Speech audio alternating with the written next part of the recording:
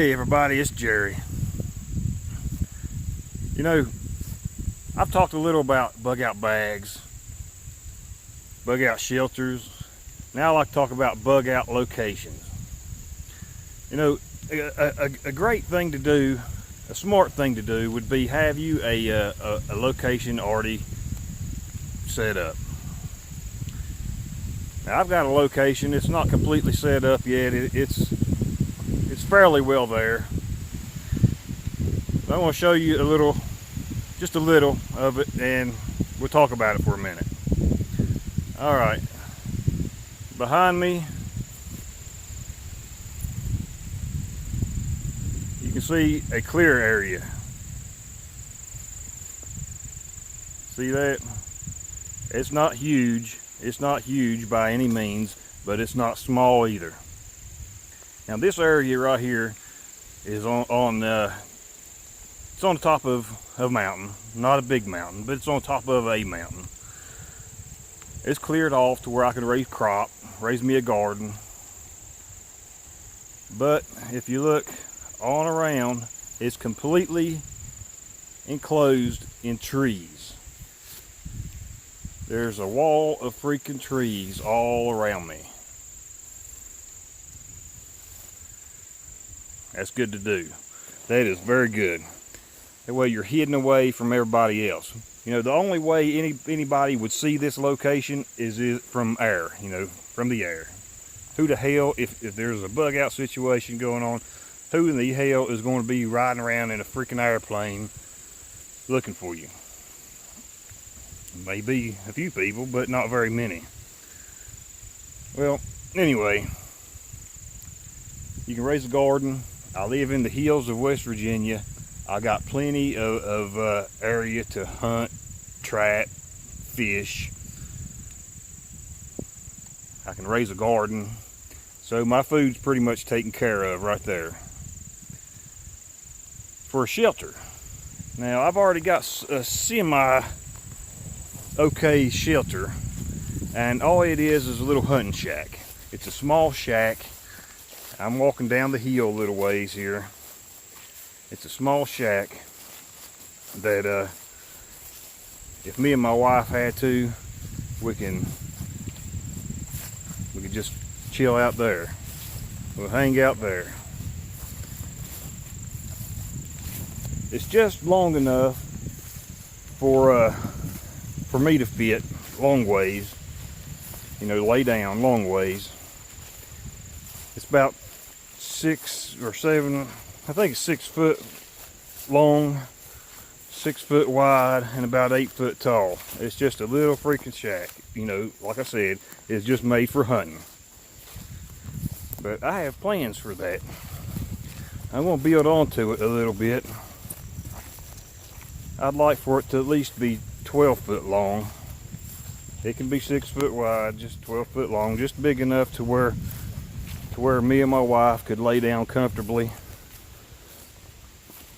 and have enough room for a few things. Mainly a heat source, like a little wood burning camp stove. You know, there's plenty of woods around here for fuel for it. And you know, I mean, I do live in West Virginia. There's plenty of open coal seams. So I can dig coal too if I wanted. But anyway, there it is. That's it. That's all that it is.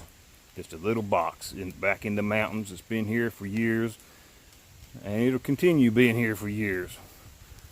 On this side, going up toward the bank, up the mountain, I'm going to build on. I'm going to raise it up a little, and then I'm going to build over probably 6 more feet. And then that'll be perfectly fine. You don't want something that's going to be so big that you're going to have a hard time heating it, or so small that you're going to be all cramped up all the time. Not if you plan on, you know, this being your permanent, like a permanent base camp. And that's what I plan on. I plan on this right here being a permanent base camp for me and my wife in a bug out situation. You can look all the way down through there You know, this is prime hunting ground. There is nothing to be seen anywhere. Nothing at all to be seen anywhere. And on up the hill, up there, is where I just came from. Now that'll, in my mind, this would be like a perfect location. I could grow crop up here, which you could see it from the air, I guess, but it would be kind of hard to do because it's green. You know, hell, everything's green around here. And on down the hill, covered in all these trees. See, there's the shack. It's got a good cover, very good cover. So for me, this is a very good place. Now there's springs, there's natural springs all over these freaking mountains. Just maybe a 5-minute walk this way, spring. 5 minute, well, maybe a little more of a walk that way, there's another spring. On down the hill, there's another spring. On down the hill further, there's a damn river for fishing.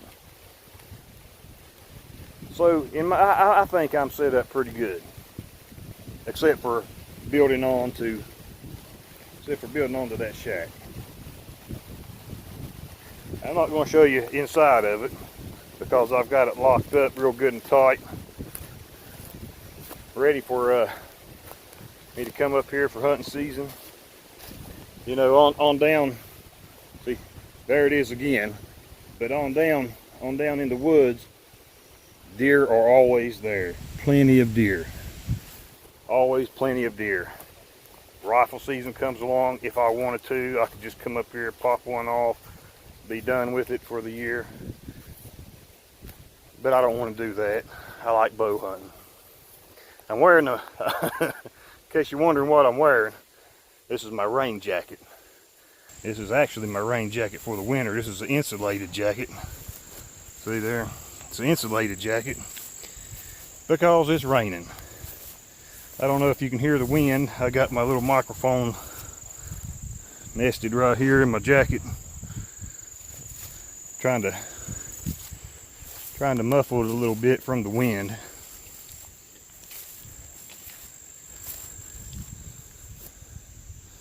There's a walnut tree. There's plenty of these around here. You know, walnuts. They're good eating. They're very good eating. You can use the holes for dyeing material. That's what I use to dye one of my tarps.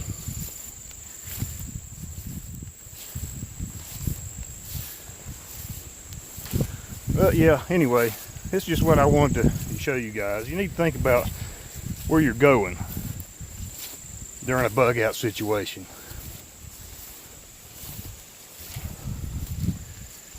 Just if you can help it, try not to run out your house blindly without a clue on where the hell you're going.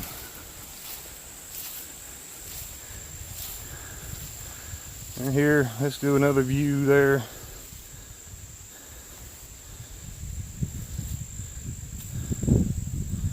Yep.